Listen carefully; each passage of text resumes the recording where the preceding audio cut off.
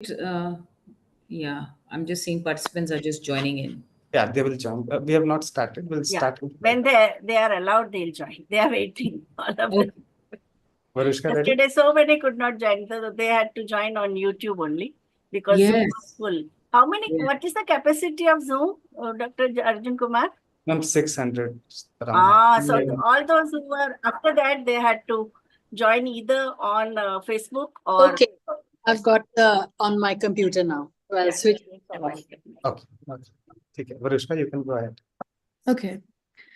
Welcome to day 2. Namaste and greetings. I, Varushka Bhushan, researcher at IMPRI, Impact and Policy Research Institute, Prabhav evam Niti Anusandhan Sansthan, Nai Delhi, extend my warmest welcome to you all to IMPRI Web Policy Learning.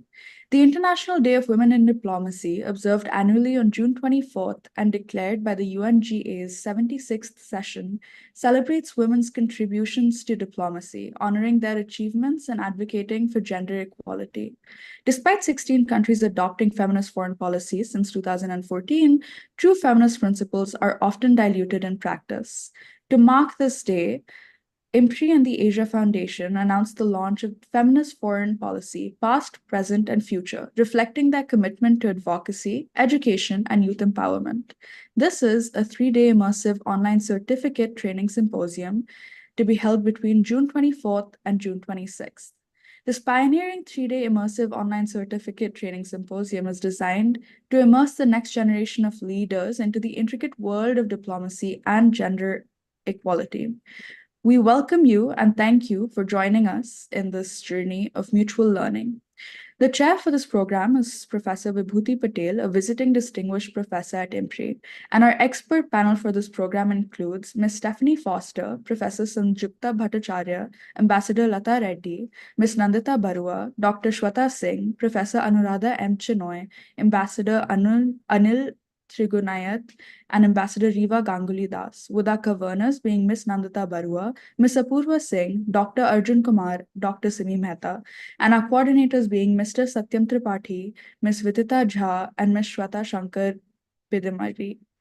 Proceeding further, we welcome everyone to this transformative journey and appreciate your dedication in investing your time, energy, and commitment to gaining a profound understanding of the crucial role and intricate details of policy and feminism. We will also share outlines and reading resources in your emails at the end of every session. And before we start today, I would like to make some housekeeping announcements. The first being, please join the meeting on time. There will be a question and answer session after each presentation. We request you to put all the questions into the Q&A box, and please do not post your questions as an anonymous attendee. We would appreciate if your questions are precise, and please refrain from making general comments to save time. I would now like to invite our chair, Professor Vibhuti Patel, for her opening remarks. Thank you, Varushka, for introducing the program, and welcome today's esteemed guest, Ms. Nandita Baruah. She's also the co-organizer, Dr. Shweta Singh, Dr. Anuradha, Professor Anuradha Chenoy. And also, first of all, I would like to congratulate and thank both IMPRI team and the Asia Foundation for organizing this very important program, about which a lot of healthy curiosity is there among the citizens, researchers, scholars, think tanks, politicians, and practitioners in social movements. Now, first, let us have a recap of what transpired yesterday, where Dr. Simi Mehta shared vision, mission, goals, objectives of online symposium on the occasion of International Day of Women in Diplomacy, which is observed annually on 24th June. She also gave brief highlights of earlier efforts of IMPRI on this subject in the year 2022 and 23. Ms. Nandita Baruah introduced Asia Foundation and its contribution in promoting dialogues on feminist foreign policy as a current development in geopolitics demands the gender lens to the traditional areas of foreign policy. She also stated, and I quote, that feminist foreign policy takes a bottom-up approach, and she also talked about the hard topic and the soft topic. Women are generally assigned the soft areas in feminist policy, and the hard talks remains a male prerogative, and we need to even break this kind of a gender binary. In my introduction, I highlighted the symbiotic relationship between the global feminist movement, transnational solidarity, and the thinking about the feminist foreign policy. Ms. Stephanie Foster, in her inaugural presentation, eloquently highlighted foundations of feminist foreign policy and the fundamental concepts of gender equality, women's leadership in security sector, representation and inclusion of diverse voices that are discussed and utilized by governments, women's rights groups, civil society organizations, and researchers in think tanks and academia as they conceptualize, institutionalize, and implement feminist foreign policy in their respective contexts. She also averred that if you can't see it, you can't be it. That means representation and voice of women in diplomatic discourses and missions are of utmost importance. She described trajectories of countries who either adopted feminist foreign policy or feminist trade policy or feminist development policy. The 16 countries which from the time of 2014 till now, various ups and downs that have taken place regarding this discourse on feminist policy, and also whether you call it gender equality policy or feminist policy, that was also debated. Professor Sanjukta Bhattacharya, she talked about the origin and trajectory of feminist foreign policy after providing historical unfolding of global feminist movement in a chronological order from 1975 till 2023. And its interface with the UN system. She stated that introduction of feminism as an ideology in the study of international relations and foreign policy has challenged the notions of power, conflict, security, sovereignty, which are traditionally seen as a masculine domain, and theorizing the importance of peace, security, gender justice for execution of feminist foreign policy requires questioning stereotypical construction of masculinity and femininity in relation to significant sites of power and leadership, and dismantling of gender binaries and also unequal power relations between North and South that up. And she gave ample examples and also talked about what is currently happening in Gaza and in the previous such conflicts, territorial conflicts. She said that we need to change the international behavior. We should focus on women as a universal category, not as a ghetto. And also reproduction of intersectional relations in the foreign policy is extremely important. The last speaker of the day was Ambassador Latha Reddy, who spoke on WPS, Women, Peace and Security. She, as a former Indian foreign officer, she drew her experiences of 36 years in diplomacy and shared her first-hand experiences of meeting complex challenges of global diplomacy. She illustrated the nuances of women's rights within the diplomatic domain and the need to critically reflect on international power structures, address the needs of all groups, and place human security and human rights at the center of international discussion. And she exemplified it by enthusiastically narrating two heart-touching incidents with human face, like at the time in the midst of humanitarian crisis. The first one was extradition of 15,000 Indian citizens in distress in Thailand in the year 2013. And second one was evacuation of 16,000 Indians in inaccessible locations from Libya, where the workers were left in lurch due to shameful role played by companies who abandoned them. And it was an uphill task to transport Indian citizens from Tripoli and Benghazi to the safer place. And she praised Ambassador of Tunisia, Mani Meklaiji, who housed the Indian refugees in the embassy building, as well as in the lawns of embassy in Tunisia and Egypt. She also provided insights into her lasting contribution on various cyber issues. And I think it was a very, very rewarding and enlightening day one that we had. And today we are going to have the similarly extremely interesting sessions by our three erudite speakers and also practitioners. Thank you.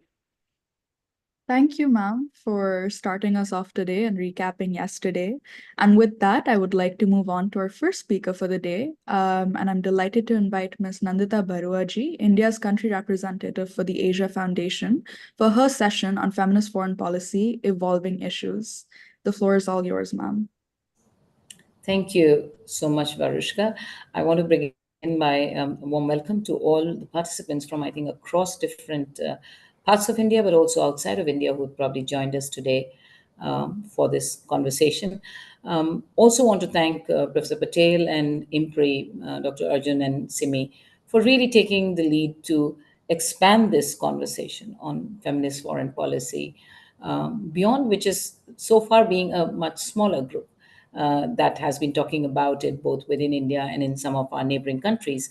But I think the time for Asia, and more particularly, let me just focus on South Asia, is now to really start having a much more robust discourse, a discussion and understanding of what would it mean for our part of the world to adopt a much more forward-looking feminist lens and inclusive lens in all our foreign policy engagement. So with that, I think I want to say that yesterday's sessions covered a lot of ground on the issue, and those of the participants who were present yesterday actually heard a very, very, I think, enriching conversation that happened. Not to mention, of course, Professor Foster's laying down the entire framing of the issue from where it began, followed by the other speakers, which Professor Patel has just explained how each of the speaker contributed to really expanding this very conversation and creating a new lens of looking at foreign policy from various sectoral perspectives, whether you're doing health or international relations or just evacuation, emergencies, you name it. So, with that, I think I'm going to delve a little bit deeper, and I think some of it might be things that you've already heard, but we could probably have a more deeper conversation as we go ahead on this construct of what is feminist foreign policy. How does it apply to the countries of the global south? What role can countries like India play in owning it, defining it, and leading it? And more importantly, what are the challenges as well in our parts of the world? For the Asia Foundation, I think our journey in looking at this issue began sometime in 1921, I think, so 2021. When we had a couple of young scholars come up to us, Kubana and CSR, talk about, taking this agenda up and saying, well, many countries are actually talking about a much more gendered lens, inclusive lens in the area of foreign policy, which has not so far been a case in the global south that largely, of course, with the exception of countries like Brazil and Mexico, having had a head start. So with that initiation, I think the conversation has grown, and I want to share that when we first started talking about this issue within the groups in Delhi, think tanks, diplomats, bureaucrats, academics, there was still a lot of hesitation to actually even embracing the word feminist in foreign policy. And so there was a lot of debate on whether you should, is feminist the right word? Is gender, should we call it gendered foreign policy? Are we prepared really as countries and nations to really talk about foreign policy, which is seen as this thing which remains outside the realm and engagement of non-state players, and bring in the framing feminist into it. And it was a very interesting initial 6 months to a year of discussion on just the terminology. But after a period of intensive discussions, and some of the speakers who have already spoken yesterday and will continue to speak in the coming days, today and tomorrow, were a part of this conversation, I think it was agreed that when we use the word feminist, I think one thing is we need to take away the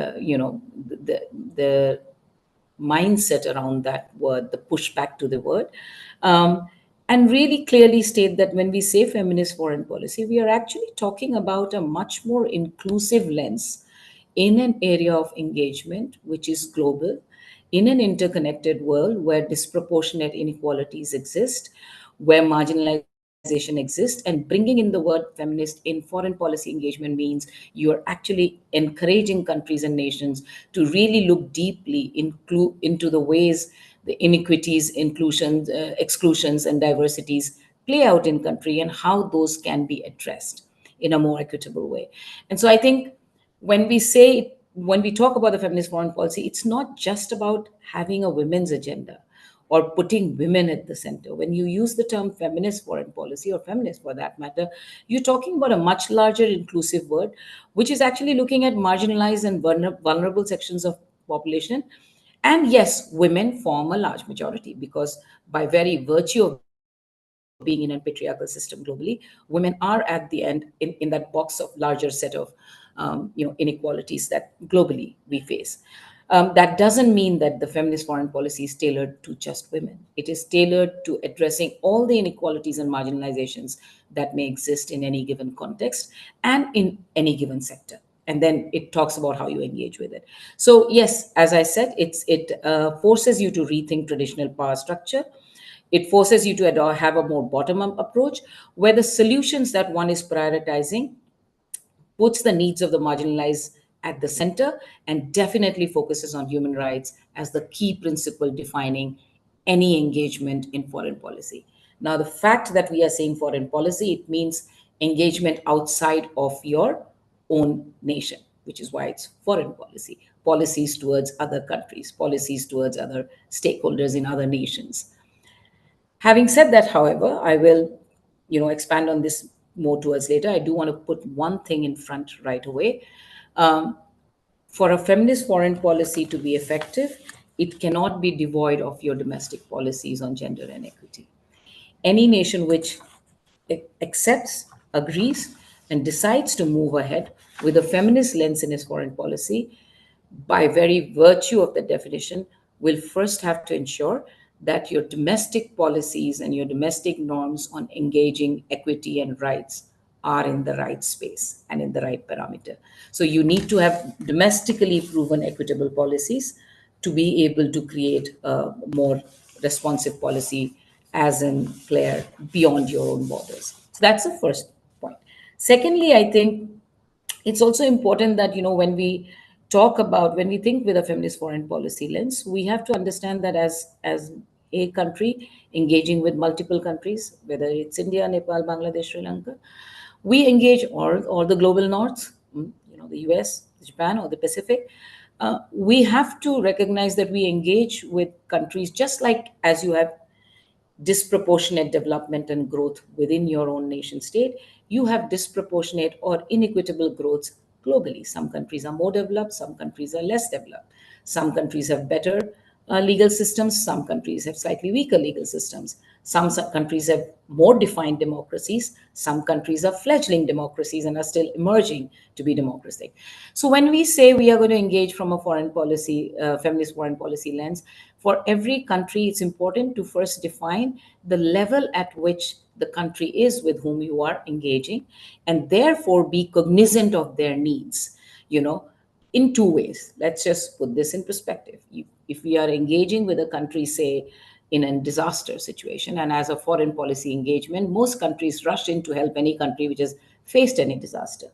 Whether it's India, whether it's Philippines, Japan, US, I think anytime there's a global disaster, the global world unites to support the country which is facing the disaster in trying to ameliorate its challenges.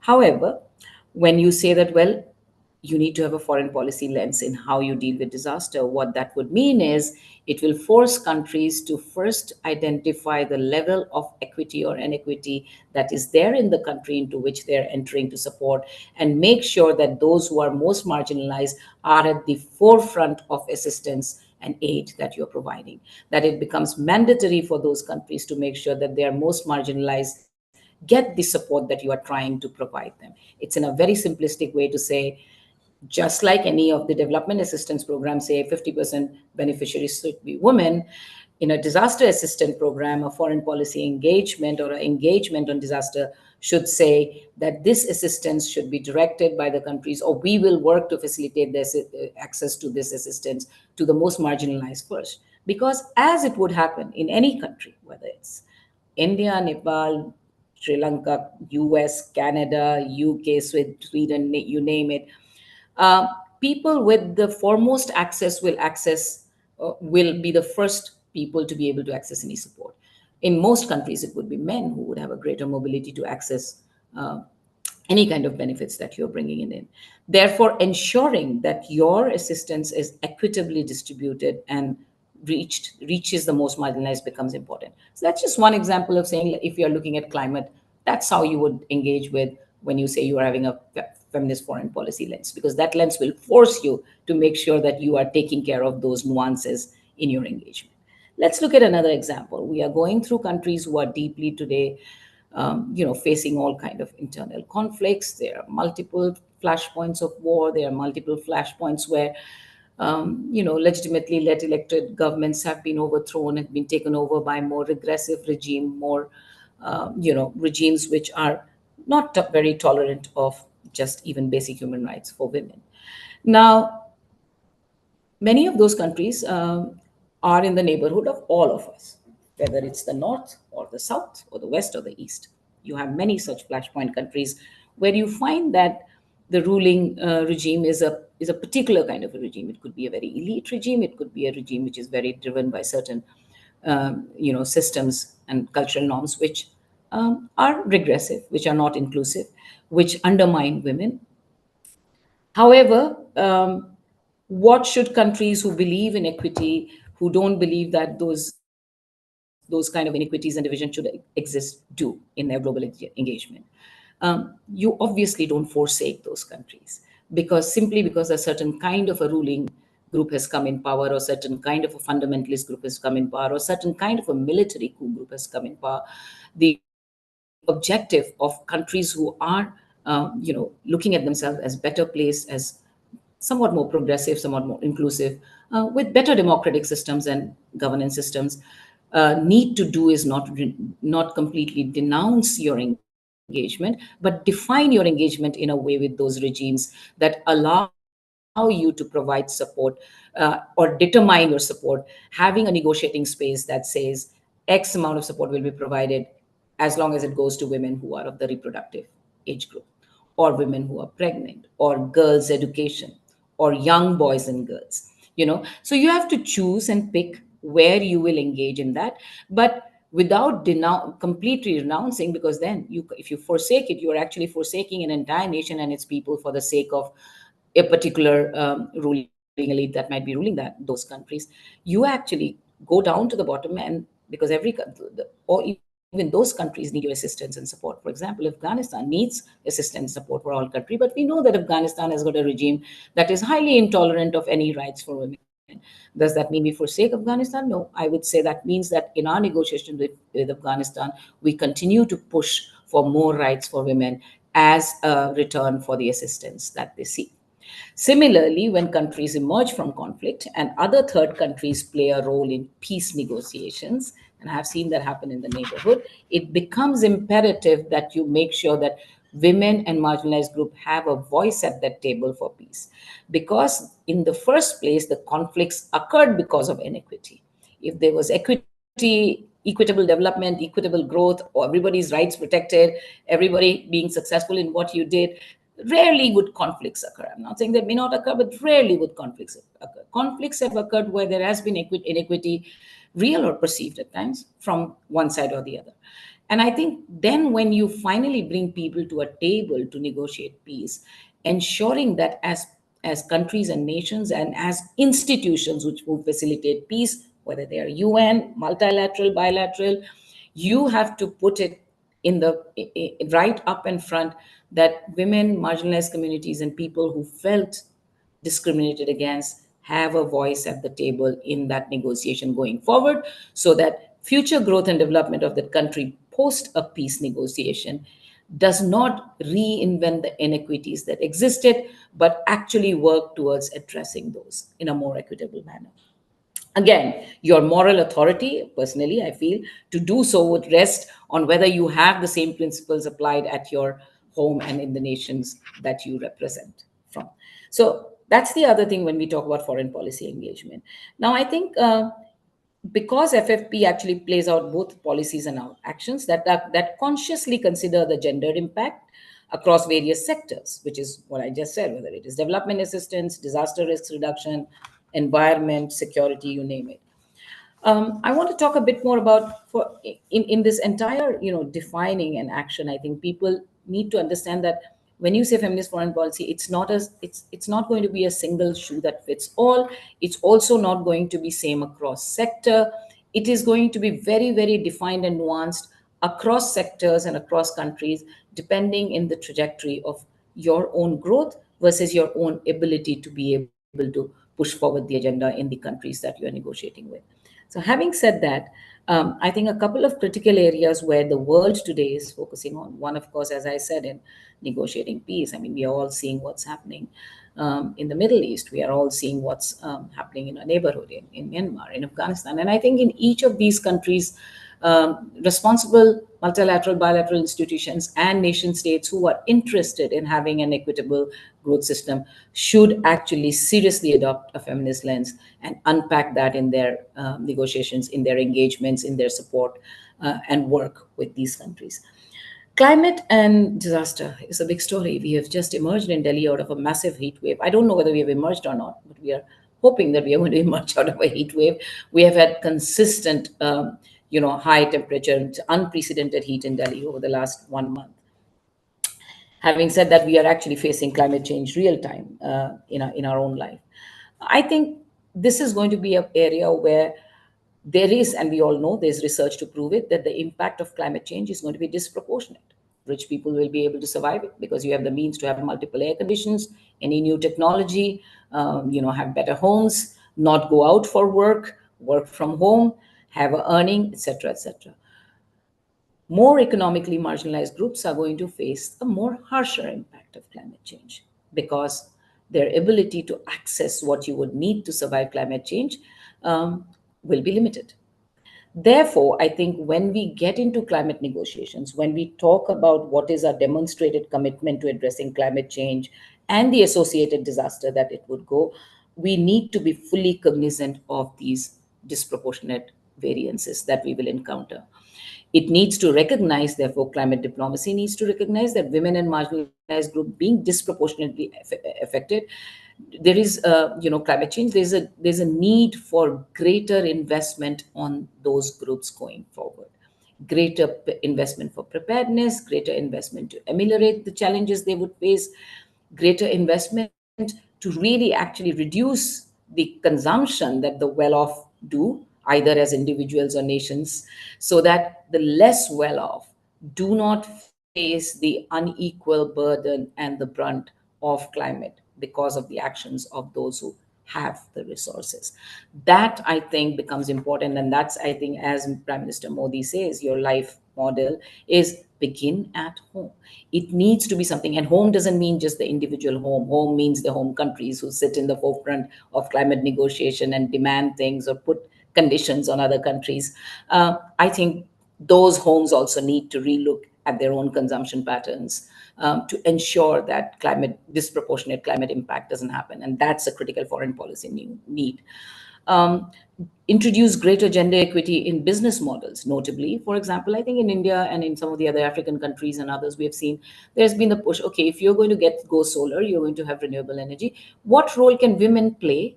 Not just as users, but also as promoters and supporters of this technology. So whether you call them solar mamas or solar technicians or women in the forefront of the solar business, all of those needs to have more and more people from those who are usually not in the seat in this discussion to start having a seat in the seat, not just as an end user, but as somebody who decides what the next steps in moving this process forward is going to be at home and abroad.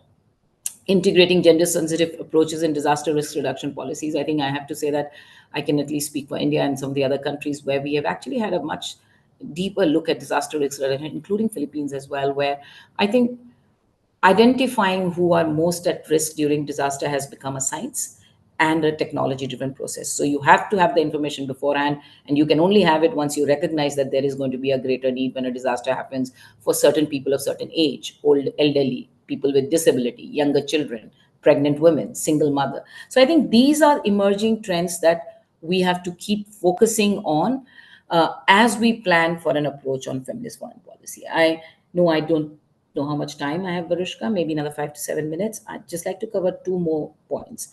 I think the one thing which I talked yesterday was about this soft and hard diplomacy. And I think usually we tend to say, well, feminist foreign policy is good for the softer part of diplomacy. Yeah, disaster mein chalega, we can do it in disaster. But when it comes to peace and security or armed forces or armaments, negotiations, those national security, those I don't think have the space for feminist foreign policy. Well, I think you're very wrong. Those actually need more women to avoid further escalation of conflicts. Hard issues are not just hard issues, and national security issues are not just simply issues that impact men. National security issues impact women and marginalized as much, and not having them in the forefront of both the conversation and the solution is not acceptable.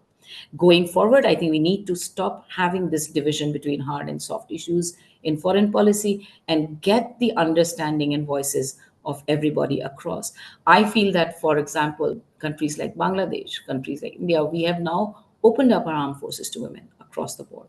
We are allowing. So therefore, when you put women in charge of security, women should be in the discussions and discourses about security as well, not just in charge of security, about what does security mean? How would national security be represented? What does power itself mean? Defining power to say, is aggression a best means of power, or is inclusion a better means of power? And if it has to be inclusion, how does it do? There are no simplistic solution. We are going to have countries which are going to have a lot of challenges doing this. Finally, I think I'd like to also say that going forward, this is the time for Asia really to have a bigger role and Asian leaders to initiate discussions on gendered foreign policy that are unique to Asia, where I think many of the countries of the global south can play a much bigger role. And as development partners, we can export the learnings from our home. We have to admit and accept and acknowledge the huge contribution of the feminist movement in the global south and how gender issues have been put at the forefront of so many of our policies, whether it's gender budgeting, whether it's gender inclusive health policies across countries. These wins at home now need to become a part of our conversation in our international relations and engagement. And it's time that Asia defined what it means when it says foreign policy from its own perspective.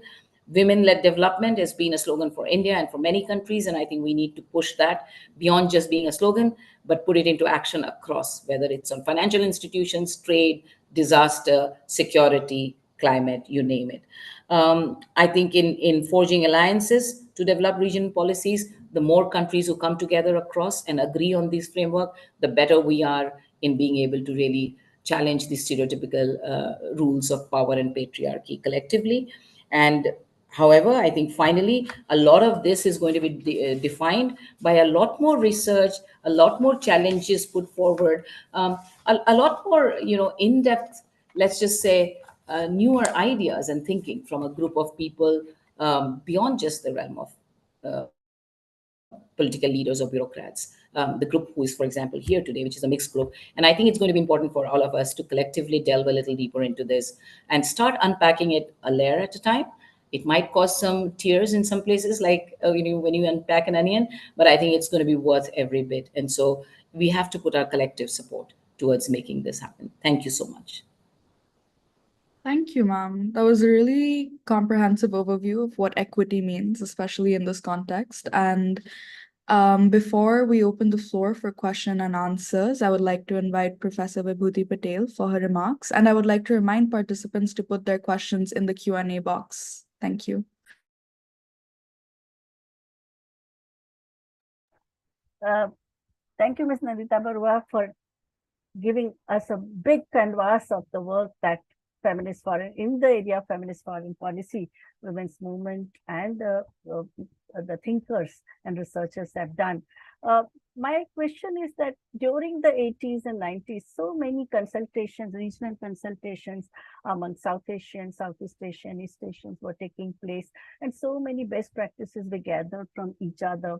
We also had at a practice, in terms of praxis, we had a person, Gandhian like Nirmala Deshpande walking from Delhi to Karachi, and Asma Jahangiri from Women Action Forum coming from there, or women living under Islam. They just went into a boat and mainly taking the issues of Mariam May and all.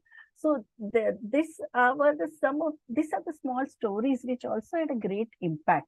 So in the current context of a very strong right-wing wave where the democratic elected regimes have been thrown out and governments have been thrown out, and more what you call oppressive regimes are there. What kind of incremental advances you see in Asia, no, which can be aimed at a civil society and women's organization to address the root causes of conflict or structural or geopolitical issues that sustain conflicts or acknowledge conflict-related violence, which is nothing but a continuum of the non-conflict related violence, no? And that has been the concern of women's movement over the last 3 decades. So what kind of creative energy that we can create to bring up this issue, not within the domestic arena, and solidarity, transnational solidarity? I think, Professor Patel, you've been at the forefront of the women's movement for South Asia and also globally. And I think, like you rightly said, there have been many wins that we have had. And it is actually thanks to those wins only, that today we still have so much more advancement in gender. From the times when we began and when you began till today, it's not like we haven't had advancements. We are, there are more girls in schools today, for example. There are more health practices for women today. There is much more investments in women having more access to finance or pushing women into enterprise. These have been gains that I think the global South has universally seen because of the investments that has happened over the years. And I would not, at any point, I think we have to accept, acknowledge, and not negate those. Those are critical. The question is, how do we build? There's also a generational shift today. There's a shift. There's a much larger youth population whose investments in what they see as equity probably might vary from where we began, but it is still valid because it's their time.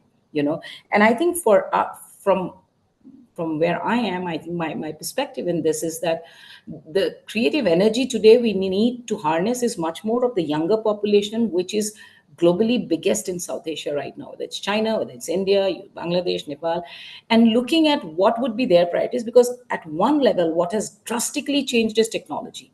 Access to information itself changes every day. Access to that changes every minute. And acknowledging that those kind of access to information needs us to be a step ahead in saying, wait a minute, what do young men and young girls and people want? Where did we miss out? And if you ask me why we are still struggling with the same power structures that we dealt 20, 30 years ago, is that somewhere down the line, I feel strongly, and this is my personal view, we did leave the men out of our conversations on feminism.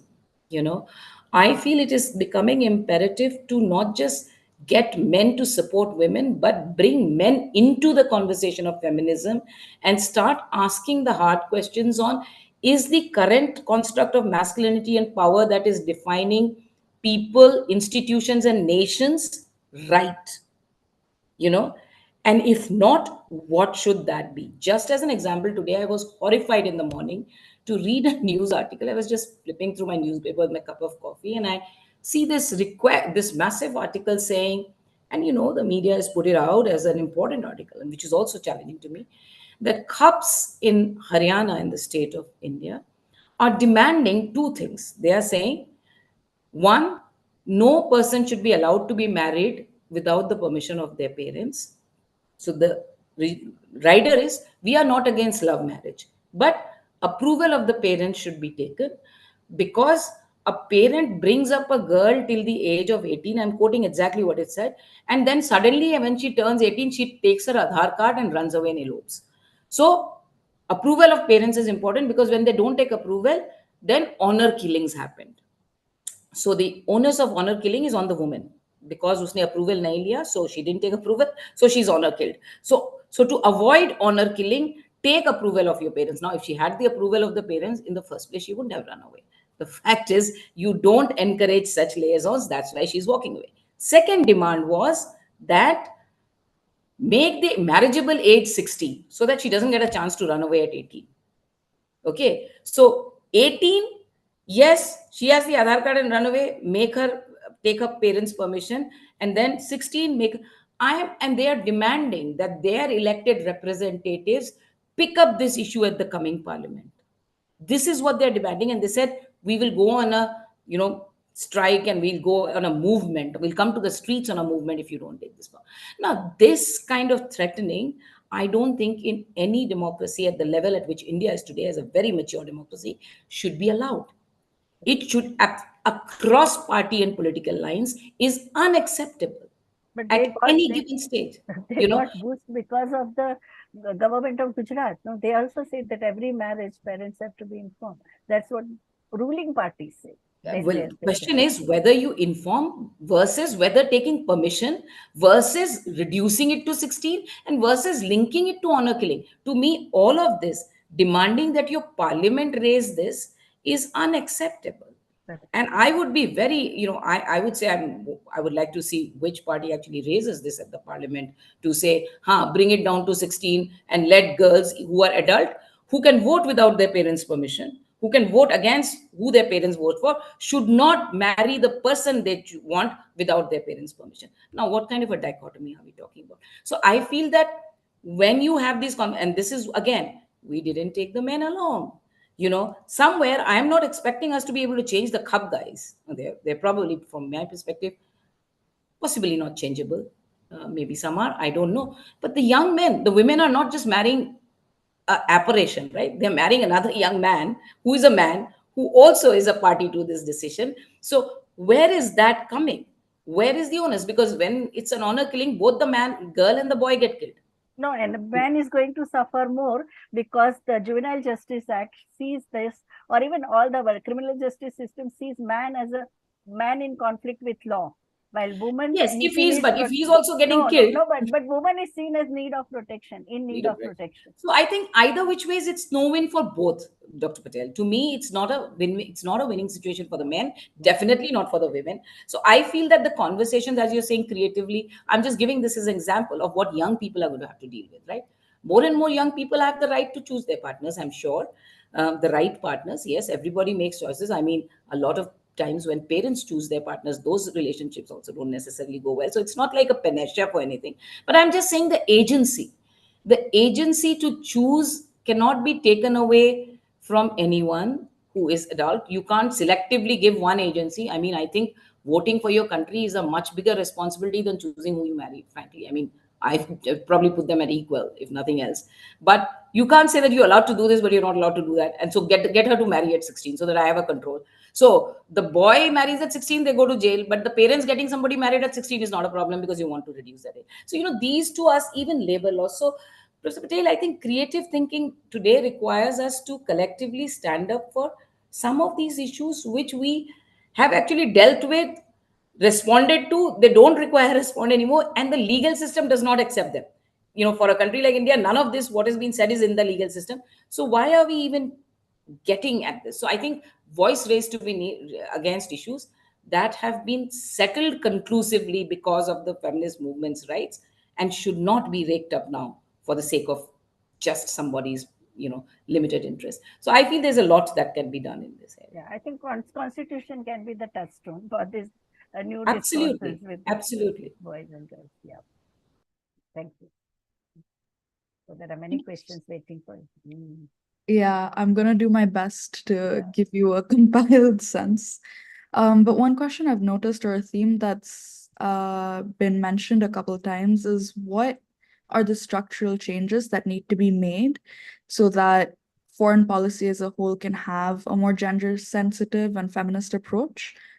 And in addition to that, what specifically is the role of, like you said, the global south and countries like India and Asia that may not be the most gender equal in supporting that?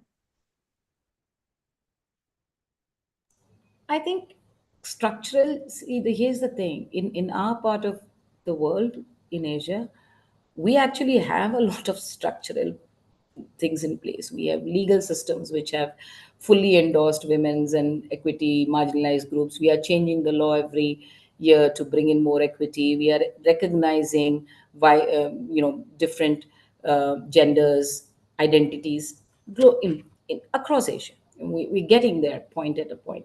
But while we are doing a lot of that in paper, it's the practice. So the practice is missing, right? We have gender sensitive, we have gender budgets, but we have legal systems which allows inheritance. We have legal policies which make it, which allows women to inherit property, to own property, but when you actually look at what is happening on the ground, I think there is the big gap, right? And the gap is at various levels. The gap's also happening, one, because while we did all these legal system as law, they happened because there was a movement at the uh, you know less driven from the grassroots. There were groups who were representatives of the grassroots, but who spoke about this, picked it up, brought it up, and the changes were done.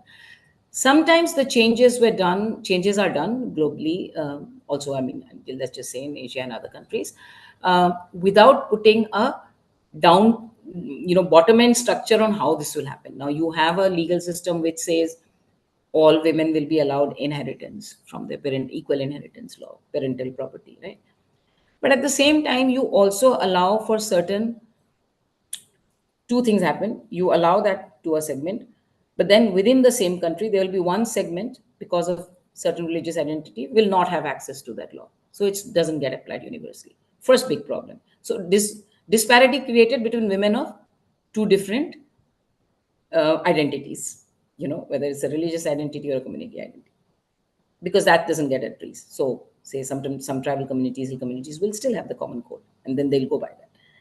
The second disparity challenge that happens in the structure is, while you have created the suprastructure, how will you implement it going down? Is there a concerted effort at every level, from the national capital to the state to the district to the ward? Do you have a support system that will make it happen? Is there a legal frontline person right down to the ward level, or just block, forget about village, block level, who can work with women's group and women's organization to ensure that women get a right to property, that they don't get exploited in the patedar system of leaseholding in agricultural land, that they get the equal amount of money for the produce that they're producing? So here is the challenge. Investing in creating the policy is the easiest step.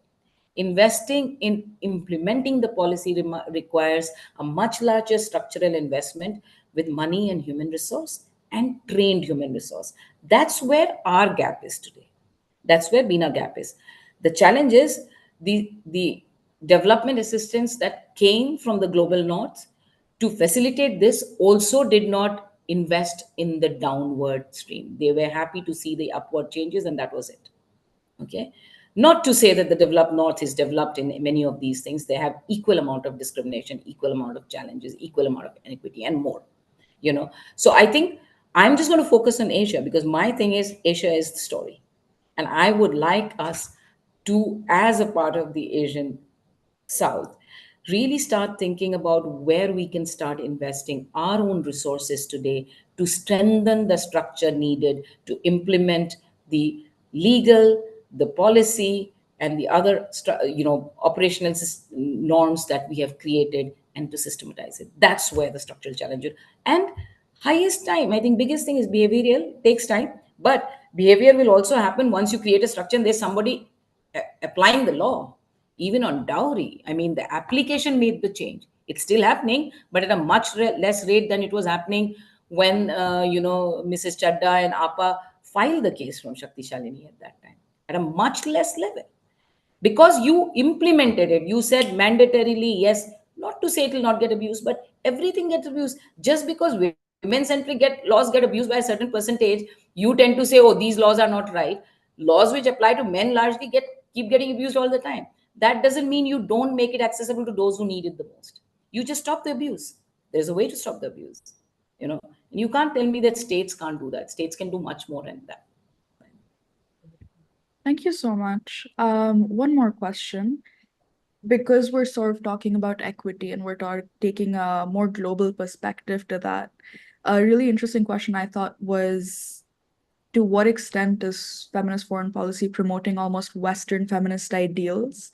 And is that in conflict with more local feminist movements? Do they have different priorities, different strategies? And does that raise questions about the legitimacy of foreign actors, or how foreign policy is sort of the West's game? Are those real questions, or are countries able to adopt something that works for them? Like I said, to me, a feminist foreign policy cannot be devoid of your domestic policy.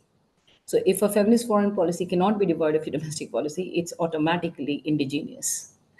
It has to build off your domestic policy. It can't, India's feminist foreign policy or Sri Lanka's or Bangladesh's or Nepal feminist one is going to be, cannot be built off the domestic policies of America or the Sweden. It has to be built on the basis of what we are standing on today. And therefore, you have to adopt it to your own context, which is why there's probably much more equity in the way where Asia is standing on many of the issues today, and the space for us to make this our own. You can't have an inequitable system based on age, for example, and demand that your engagement in another country does not have that for you to engage with them. You can't. You know, you can't demand that we are going to be non-ageist in another country while we are going to be ageist in our own country. So I think as long as you can't demand that, okay, women, I will not give reproductive right or abortion rights to women in my country, but I'm going to go to other countries and ask them to promote that right. It's morally invalid, and so it's not going to fly. And at the end of the day, also, I think a lot of it is also very driven by how we culturally define equity. And actually, I think in Asia, historically, there was more space for women to have played an equitable role in ancient and medieval time. And I'm talking Asia, I'm not talking India. You take Indonesia, you take Cambodia, you take Nepal, you take Bangladesh, you India, you take Sri Lanka. Role for women traditionally across, whether you look at mythology or you just even look at historical, was much more defined in the global south than it was in the global north, where they had to fight for everything, from starting from slavery to franchise right to voting to be in the temple to be in the church to da da da. So I just believe that we have abdicated the principles that were dear to us. Now is the time to re-own them and say we are going to build on it culturally and socially. Nothing in at least I can say that nothing in our culture tells us to be inequitable. We have just made it so. And feminism, well, look, the global south made feminism its own. People like Professor Patel, Professor Chenoy, they've been at the forefront of the feminist debate, and it's a very much a feminist lens with a very, very Asian contextual reality. It is not an amalgamation of, yes, the principles started, the discourse might have become there, but it was very well adapted to the context and culture we are in. Right from the 1995 Beijing movement, where this was the voice. 1995 was the voice for making feminism South driven. And we've done that over the years. So I think now the fear to say, oh, it's a Western concept, that's just a way of saying that you are not interested in really taking this forward. Avoiding the issue. Yeah. Hey, thank you so much, ma'am. We really appreciated you taking out your time and talking to us. And I think adding to this discourse really what equity means, what equality means, and how that perspective applies to everything in our lives. Thank you so much. We hope to see you back at IMPRI soon. And with that, I would love to move on to our next session. Thank you so much. I'm honored to invite Dr. Shweta Singh, Associate Professor at South Asian University in New Delhi, for her speech on feminist foreign policy, ideology, semantics, and India. We welcome you, ma'am. Thank you for joining us today, and the floor is all yours.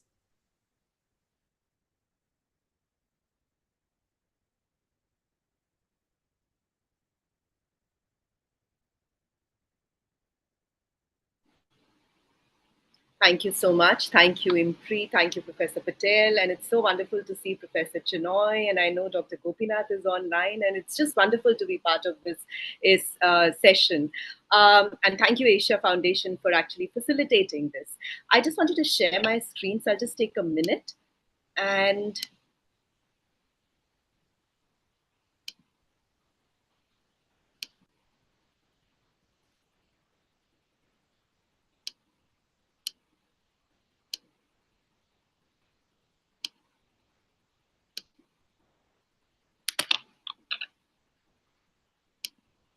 is it visible? Because I can't make out from my end. Yes, you can go full screen also. Shweta ji? Yes. Is it visible now, the full screen? Not fully. You can go to insert design, transition, animation, and then slideshow. हाँ, above वहीं पे.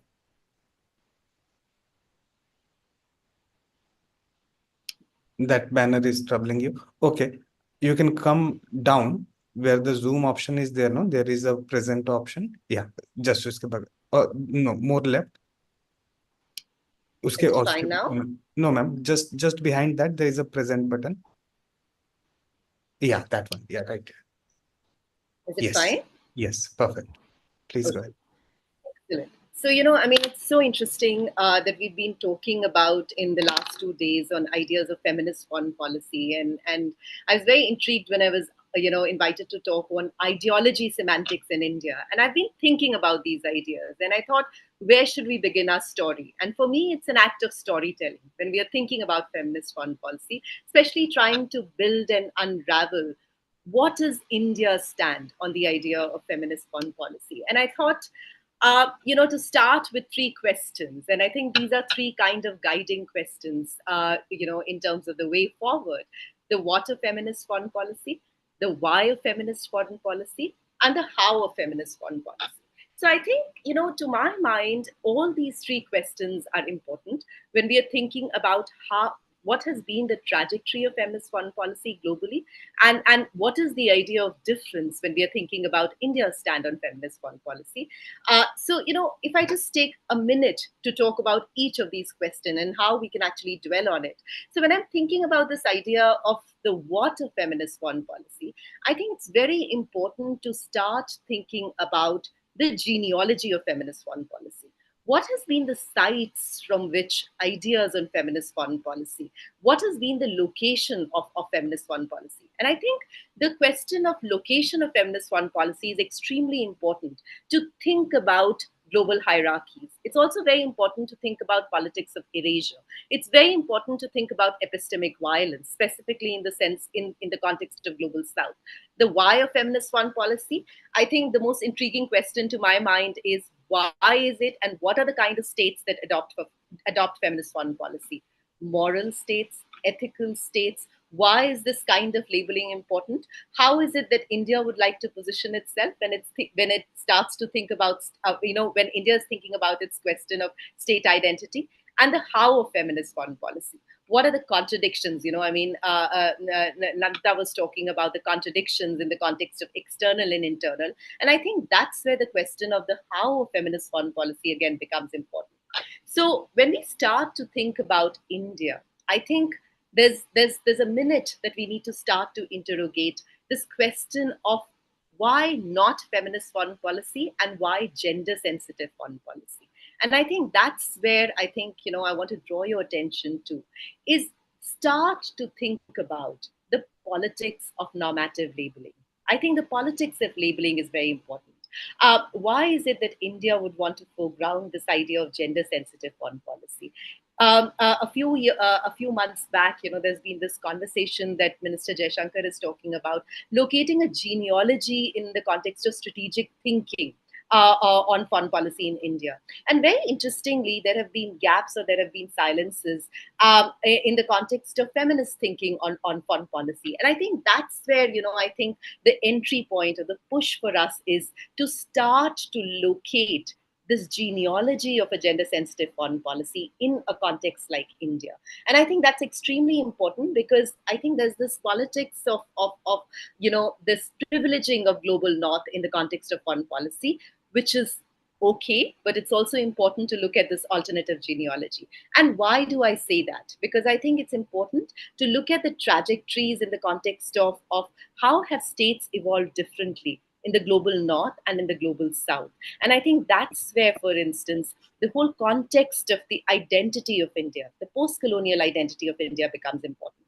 How does this translate, for instance, in the context of cartographic anxieties? Sankar and Krishna often talks about cartographic anxieties, and I would say the cartographic anxieties also play a very important role when we are trying to think about both ideas of moral exceptionalism and strategic pragmatism in the context of foreign policy. And while we are thinking about this, what are the contradictions within India, both internally as well as externally? So just moving forward, in that context, if you're looking at the what of foreign policy, the feminist foreign policy, there's this very interesting debate in the context of, there's this debate in the context of universal and the particular. And I think that also defines some of the key questions that feminist movements in the global south have raised. And I would talk about those questions in the context of dialogue, dissidence, and difference. And I think these three Ds are very important when we are also thinking about the ideas of the three Rs: rights, resources, and representation. And if we look at the three Rs that actually, define the ideas of feminist foreign policy, located in the, in a very ethical, in a very, in the context of the politics of ethics that the framing brings in, I think it's important to start looking at how is it that rights are being defined?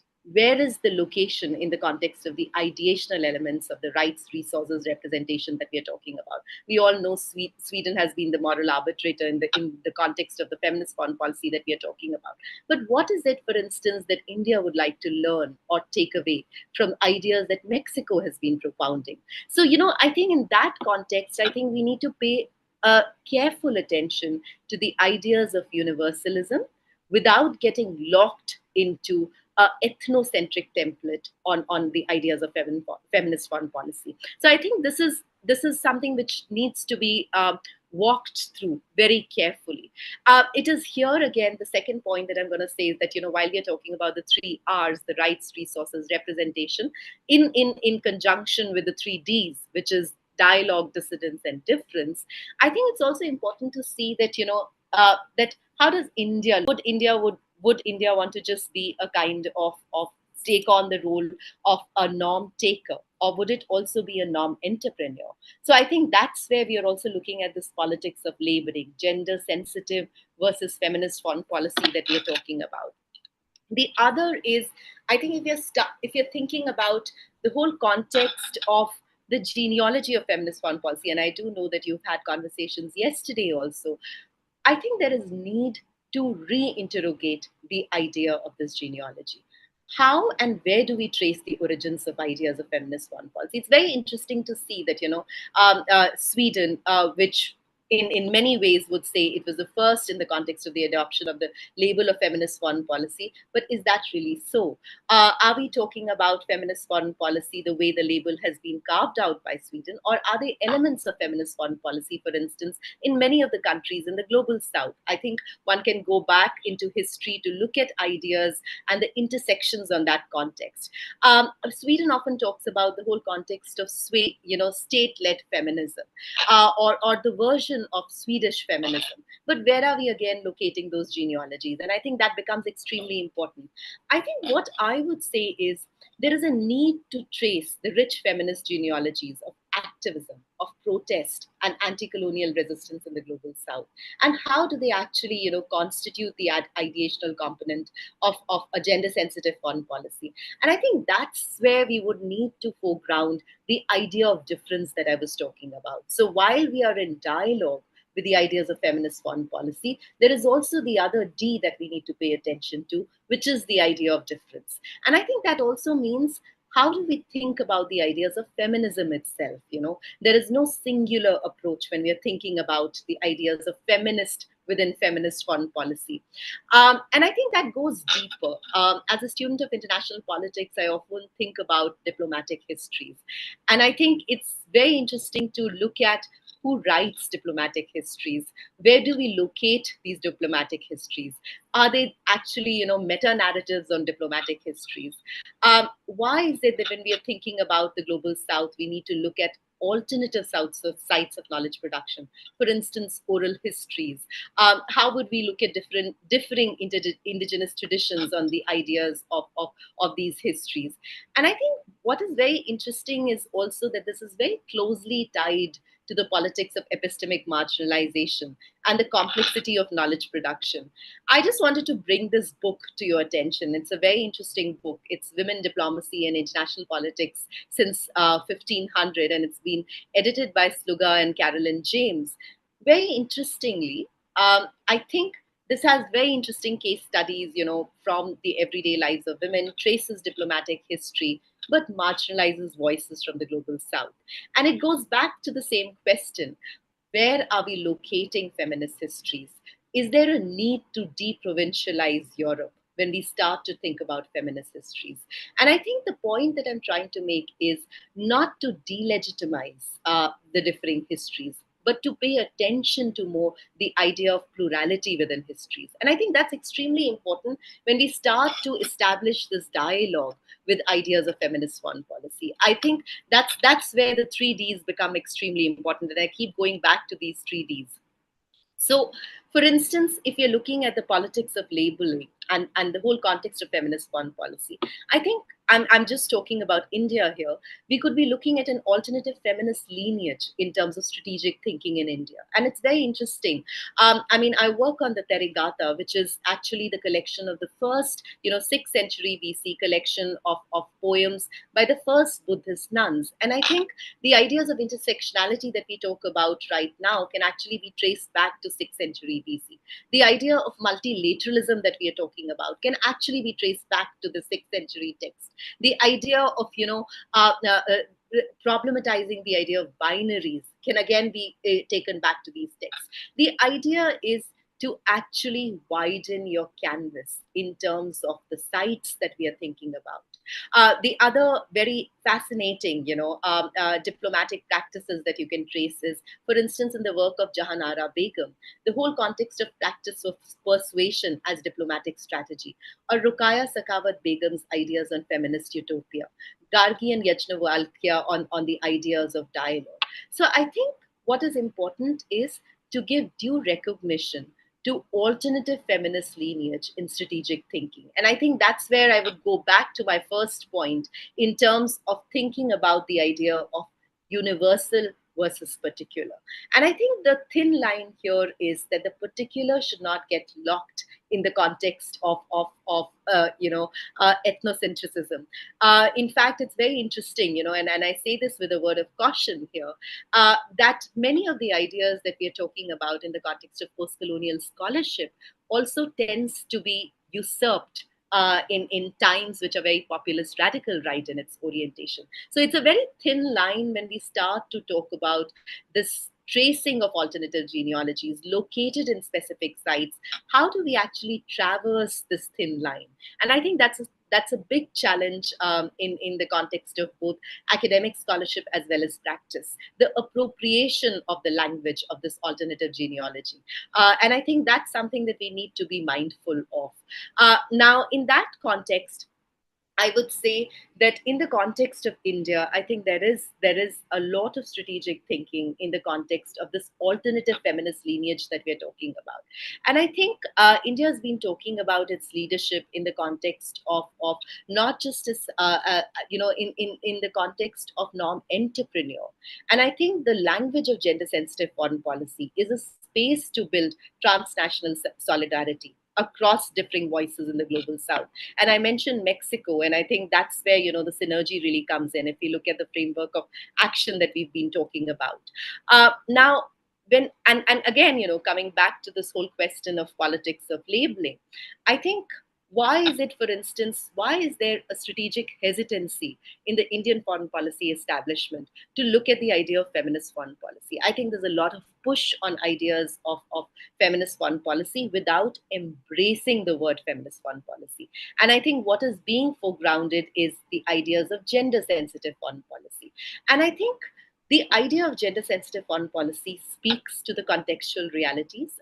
We are talking about, as I said, the politics of knowledge production and the contextual realities in the global south. But it's also important to think about the politics of labeling from what is usually an outward normative orientation. So for instance, even when we talk about WPS, Women, Peace and Security Agenda, it's very interesting to see how many countries were talking about WPS, and WPS is part of their foreign policy, and it's intricately connected to external funding. So for instance, Australia would talk about, paying attention to ideas of WPS, or Scandinavian countries would talk about WPS. But what is the focus area? It's Afghanistan, which becomes a laboratory to test ideas of WPS. What I'm trying to bring your attention to is the contradiction between the external and the internal. Sweden has been talking about feminist foreign policy, but Sweden, interestingly, also has been selling arms to countries which have been involved in deadly conflicts. There is also the politics in the context of what has been the internal orientation of Sweden vis-a-vis its own domestic constituencies. So has it been able to look at an intersectional lens when it's being talking about this whole idea of state feminism and feminist foreign policy? So I think the core point is pay attention to the politics of labeling and the outward normative orientation in any of the labels that we are talking about. And I think this is also very important to understand the strategic hesitancy that many global South actors would have towards adoption of the label feminist foreign policy. And why is it that there is the idea of gender sensitive foreign policy speaks to a context like India? And I think we need to have more conversations, more dialogue on just the politics of label. I think the whole context of, and there's a lot of interesting work, just to add to this, there's a lot of interesting work. For instance, Tony Hashrup talks about why is it that, we want to use the word gender sensitive foreign policy in the context of, for instance, Africa. What is the whole context? Again, going back to the same question, the ideational component that defines the roots of the feminist foreign policy. So I think that's something that we need to be closely thinking about. In terms of just the label that we've been talking about. I think in the context of India, if you're looking at a gender balanced foreign policy or the India way, there's been a lot of emphasis on protection, participation, prevention, and peace building. The idea is decentering the epistemic hegemony that we're talking about, paying attention to the colonial gaze, the politics of empire. But each of the three Ps, I would say one should look at with a pinch of salt. There's a bit of cynicism, for instance, in the idea of protection. Because when you're thinking about the idea of protection, I would say as well as participation, I would say you need to be paying attention to the structural inequalities in the context of the institutional system against which this is operating. So each of the three Ps that India has been talking about, protection, participation, prevention, the challenge is the translation of these three Ps in the context of both the internal and the external. So if you're looking at some of the key, key markers, the army has sent, for instance, the largest contingent of women peacekeepers for the UN. We know about this. There's also the whole context of G20, multilateralism and women's-led development. There's been a lot of emphasis in the context of, the whole context of India not being the norm recipient to norm entrepreneur. But having said that, and I'll come back to this point on normative implementation. Having said that, as I said, there is the challenge of normative translation. And when I say the challenge of normative translation, I want to actually, draw your attention to the kind of patriarchal entrenchments that we are talking about. The Global Gender Gap Report 2024 has just been released, and it's very interesting. And it's also very disheartening to see that India closed 64.1% of its gender gap in 2024. It ranks the third lowest in the region, only ahead of Maldives and Pakistan. So that's the kind of challenge that we're dealing with. So, we use the word gender sensitive foreign policy. We have our own challenges with the word feminist in the feminist foreign policy, but this is exactly the contradiction that we're talking about. Be it gender sensitive foreign policy or the feminist foreign policy that we're talking about, how do we actually translate that into a transformative agenda? For instance, in the context of the 3 Rs that we are talking about. Only 18% representation, for instance, in the context of the foreign service officers that we are talking about. If you're talking about representation, if you're looking at the labor participation rate in India, it's much lower than the global average. If you're looking at the whole context of protection, again, how is it also tied to, the whole context of institutional governance mechanisms that we are talking about. Women, peace and security, and I know Professor Chenoy would be talking about and the whole ideas on women, peace and security. But if you look at the discourse in India in the context of women, peace and security, India is not a signatory and has not adopted the National Action Plan. It would not talk about conflicts in the context of the definitional aspects of conflict that we would talk about. So I think what we are really, the challenge for us is normative translations. And I think the normative translations, if you're looking at this idea of normative translations, we need to pay close attention to internal contradictions. And I think so, where are we in terms of this conversation, and how is it that we go back to some of the key ideas that we are talking about? I think what we are looking at, as I said right at the beginning, we need to be attentive to the politics, A, of the labels that we are using, feminist foreign policy or gender sensitive foreign policy. B, we need to be looking at the contradictions which are inherent, irrespective of the labels that we are talking about. And I think that's where you also need to be very attentive to how do you actually strike a, this transnational solidarity, or how do you actually expand this canvas in terms of the conversations on the ideas of feminist foreign policy itself. And I think that's extremely important if we are looking at how do we actually push the agenda forward, rather than simply translate this or adopt this from the ways that it has been articulated in the global north. I'll stop there. Thank you so much. That was such a critical perspective on knowledge and information. And again, before I open the floor for questions, I would like to invite Professor Vibhuti Patel for her comments. Thank you, Dr. Shweta Singh, for providing a matrix and the theoretical framework for questioning the agenda of the North. Now, even after accepting your 3Ds, okay, what should be the thumb rule for any foreign policy, whether it is gender sensitive or feminist, number one. Number two, in your framework of analysis, where do you locate neoliberal economic policies pursued by world capitalism? Professor Patel, I've lost your voice. Yeah. I'm sorry. Yeah. So I said, where do you locate in your framework of analysis, where do you locate neoliberal economic policies pursued by world capitalism and the kind of its fallout for the population in South and the neo-colonial nation states? And second one is that even after accepting your 3Ds, do we have any universal thumb rule for the foreign policy, whether you call it feminist foreign policy or gender equal foreign policy? Yeah.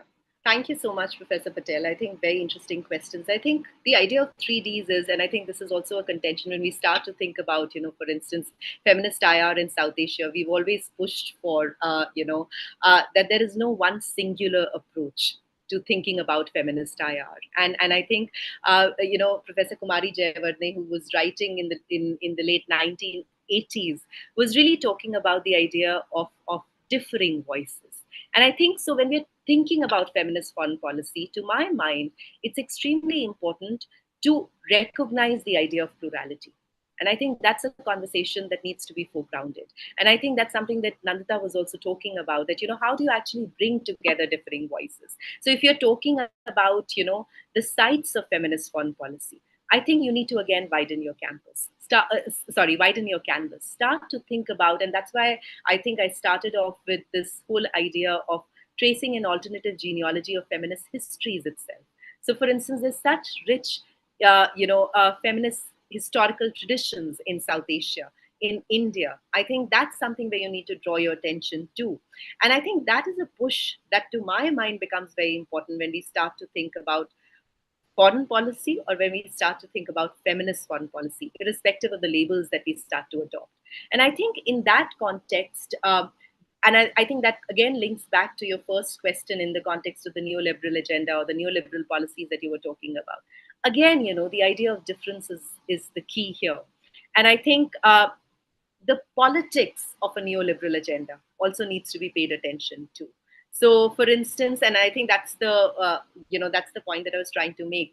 The whole politics of outward orientation of either a feminist foreign policy or the WPS agenda. We need to be looking at what kind of states are talking about this. Where is it that the why of it needs to be interrogated more critically?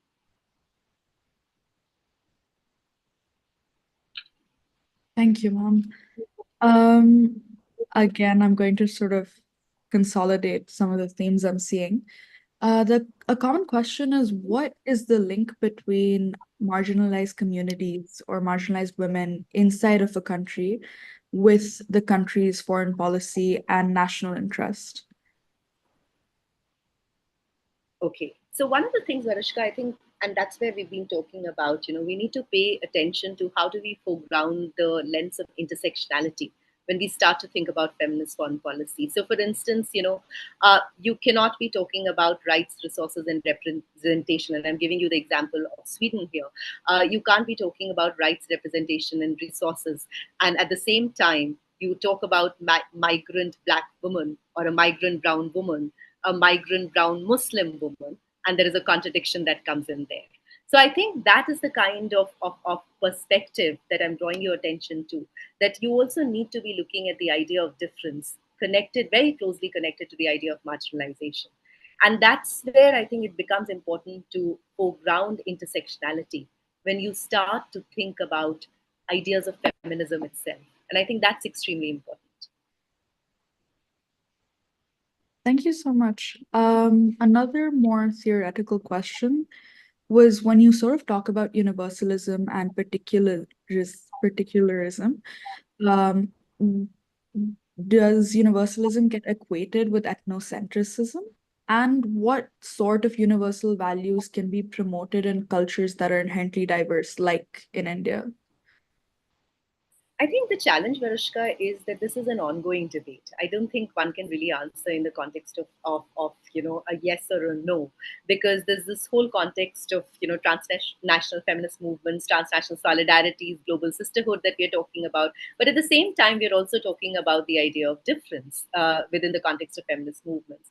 And I'm just going to draw your attention and think about the differing trajectories of feminist movements itself. And I think that's something that I really said, in between, that while we are talking about this idea of labels, I think what we need to be very attentive to in times of populist radical right is how a post-colonial lens also tends to be appropriated by the populist radical right.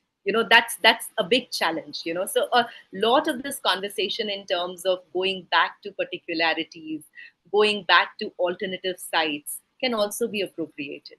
So that's a big challenge. That's really a big challenge in these times. This is this is the tight walk in terms of the universal framings that we are talking about, which is extremely important, which we've all fought for in the context of activism and practice that we're talking about. But at the same time, paying attention to contextual realities. And I said, Varushka, honestly, I wouldn't have a yes or no answer, because this is difficult. There are many gray zones that we need to pay attention to. Yes, thank you so much, ma'am. Thank you for providing such an academic and critical perspective on what feminism means, where that knowledge comes from, and how we can use it. We at IMPRI loved having you here and loved and appreciated that you took your time to talk to us, and we hope we continue to talk to you in the future. And with that, I would like to move on to our final session for the day. I'm honored to invite Professor Anuradha M. Chenoy, Adjunct Professor at the Jindal School of International Affairs, Jindal Global University, the former Dean at School of International Studies at Jawaharlal Nehru University in New Delhi, for her speech on women, peace, and security. We welcome you, ma'am. Thank you for joining us. The floor is all yours. Thank you. Thank you, friends at IMPRI, Professor VIBHUTI Patel, Nandita Baruah, and my co-panelists, and all those who are attending. I'm indeed very honored to be here and delighted to be able to speak on this. Now, while the broad theme today is on feminist foreign policy, and I'm going to touch on it briefly, but I've specifically been asked to speak on women, peace, and security. And I'm glad that you have chosen this topic, because women, peace, and security actually goes beyond a feminist foreign policy, precisely because of the point raised by Nandita, if I may call you by your first name, in the very beginning, that what links the external to the domestic. And women, peace, and security, because insecurity and peace is not only interstate at the macro level, but within states. And there are more conflicts within states. 90% or 85% of conflicts are within states. Identity conflicts, religious conflicts, conflict over water, over land, and these conflicts are all gendered. So women's security and peace is really, it cuts across foreign policy, international relations, international politics, and the domestic. So I think my second point is that the whole arguments and discussion and research on women, peace, and security have also come a long way, and yet many questions remain, and it's an open research question.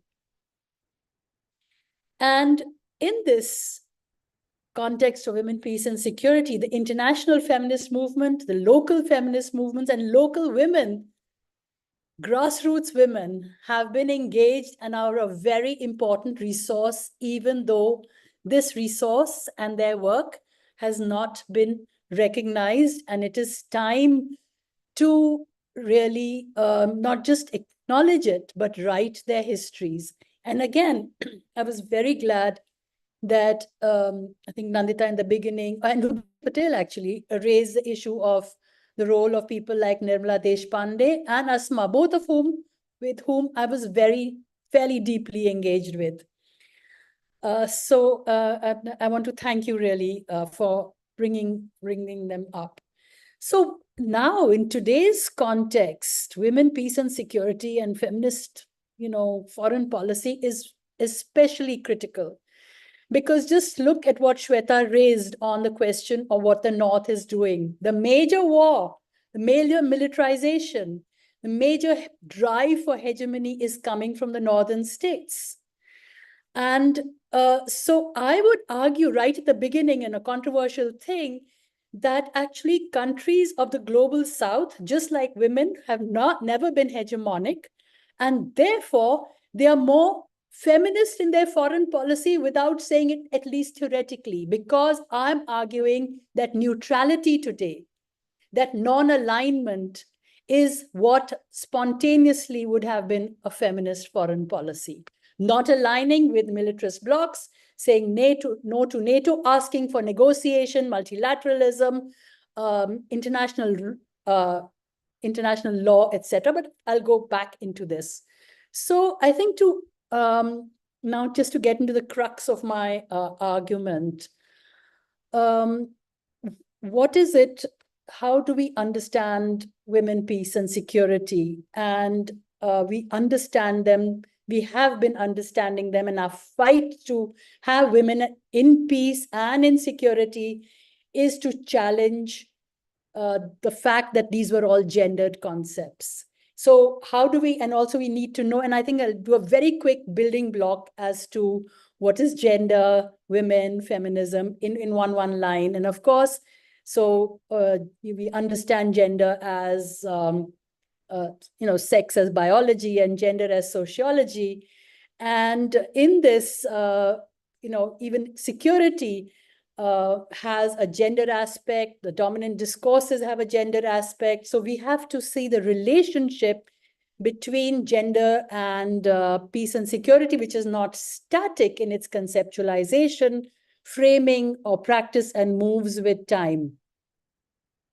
So, of course, there is the ideological, the material, and sociological aspects of gender, which have been part of culture, socialization, our own self-description, our image and experiences of our bodies, the bodies of others, our gaze of how we look at our own bodies and the bodies of others, our responsibilities.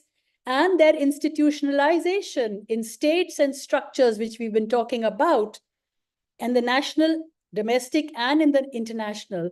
So all this has been gendered. So obviously, security and even peace is gendered, even if women have been signifiers of peace, even if it has been said that women may be essentially peaceful. But the debates in the international movement now have challenged these, but yet there are a lot of basic issues which remain, and that is because of this ideology of patriarchy and masculinity within states, within political parties, which comes into the social structure repeatedly, and especially into the security sector. Despite the women's movement asking for security sector reforms, asking that women be part of peace and security, there are still major issues which I am going to speak about. Now, so how are wars and conflicts so gendered? That is, we've seen for, the history of humankind, the history of mankind, as they call it, has been dominated. The history of states has been dominated by, power. When power itself is gendered, power is relational.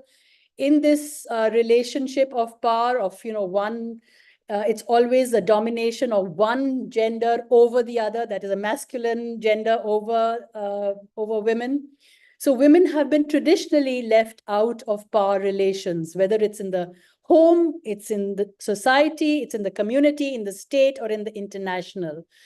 And therefore, and the fact that they uphold honor of the community, and I'm not going to go into those debates. Those are, very well documented debates of how rape and sexual violence has been used to humiliate women and the community and exclude them from peace and decision making.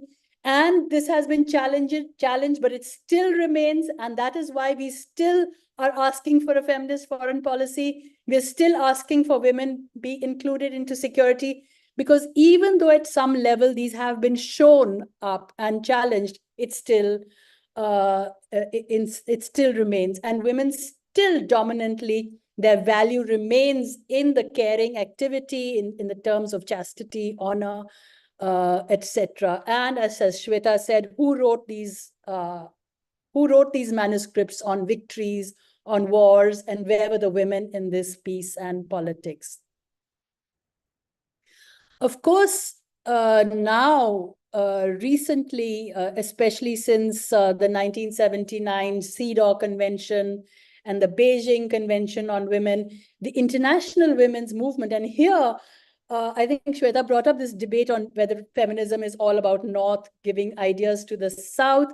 There is a universality also in this. The fact that it was brought up recently that women need to be in these 3 Ps, which came up in Security Council Resolution 1325 of prevention, participation, and protection, that they need to be there, because otherwise there is no way that we are moving forward in engaging women or getting women into the conversation, or actually into the policies and practice of peacekeeping and preventing wars and protecting them.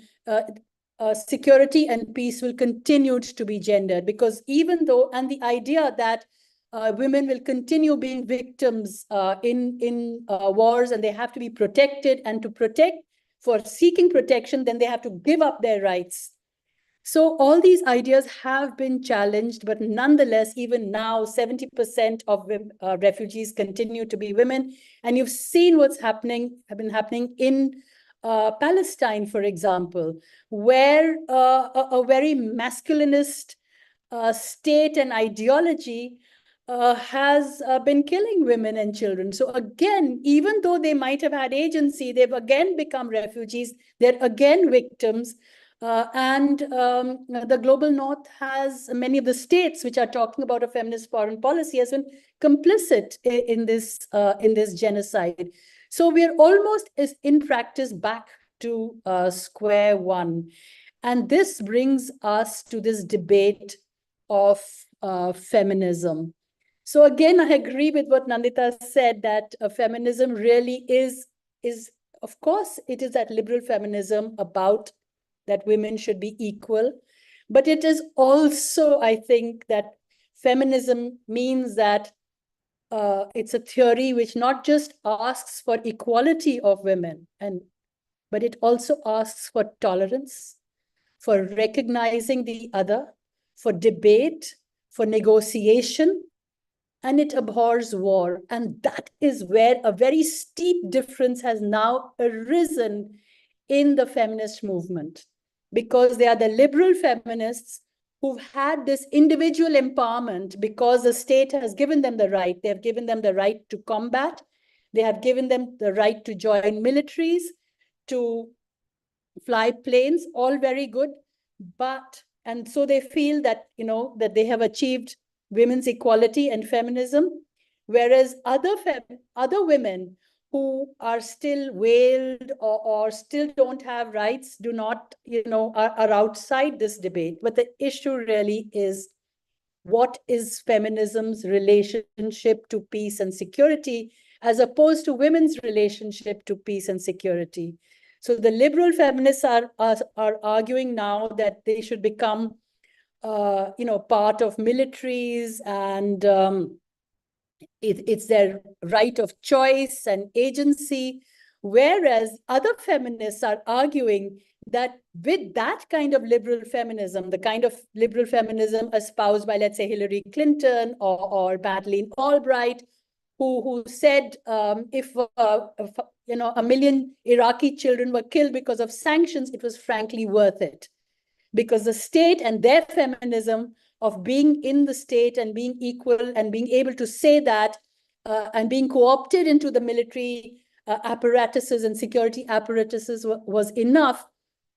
Is that the real feminism, or is the other feminism, the pacifist feminism, which says, yes, women, feminism is still linked to peace. The core of it should be not to be co-opted into militarism and that kind of state masculinity, but to be tolerant of others, to understand the different cultures, the specificities, that not all women can be on the same level of in getting individual equality in all societies. And that doesn't mean that, you oppose intervention, etc.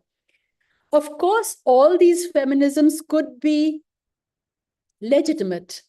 I'm not saying that the liberal feminism is illegitimate and this is the only feminism. Feminism, by its very definition, is plurality, is pluralism, is diversity, and it's acceptance. So what I'm saying is that liberal feminists should also engage with the pacifist feminisms, which they have not done. They assert, those in the state especially, those in civil society still do. So one set of feminism has got engulfed in militarism, which is the core of hegemony and patriarchy. And they really want the presence of women and their choice. So I'm not, again, saying that this is completely wrong. Women must have agency. But the other side, which is also arguing that the true form of feminism opposes masculine, opposes a machinery of war and the institutions that enable it. So ultimately, the question will rest with us. Which is the feminism we want? Because a mass of women are not part of this elite women's feminism, and they will not be part of foreign policy apparatuses defending their states. They will be negotiating their peace and security on the ground, vis-a-vis another community, vis-a-vis another neighborhood, where insecurity is happening at a greater level. And at the other hand, there would be women who are totally within these militarist discourse. And you can see it, for example, in our own country, in Manipur. We kind of privileged the IMAs and the women's movement, but there were a lot of articles I read where they actually when it came to the community, they did not support the cause of negotiation and peace, but they supported the cause of their community vis-a-vis another community, which they felt was overtaking their identity. And you can see that in inter-identity conflicts in India, in South Asia, etc. So therefore, what I'm arguing is that women, peace, and security means one thing at the state level, at the international level, and another at the grassroots level altogether. And I think we need to study both these different levels when we talk about women, peace, and security, and about how foreign policy impacts them. So one form of feminism and women, peace, and security, where women have now been included into foreign services, which is all great, into armies, which is wonderful. So they have won a personal battle, but they have lost the social war. Because when you have these terrible wars and threats of nuclear, I think it should be women and the women's movement who should take it up and say no to both sides and argue for peace. But if you're arguing on behalf only of aggression and your right to hegemony, you need to understand why countries of the global south have opted out of these debates. They're not saying we have a feminist foreign policy, but I would say today that I would question some aspects of Sweden's feminist foreign policy, whereas I would endorse the feminist policy of states which have never talked about it in the global south, who are saying, for example, Vietnam, which is saying 4 no's: no to military alliance, no to military blocs, no to siding with any group which is taking up arms, and no to nukes. So I think those are the core of a feminist foreign policy, without having to, put it on your badge that this is a feminist foreign policy. And I think if Sweden and Norway, etc., did that, maybe you would have more peace. At least that is a particular position.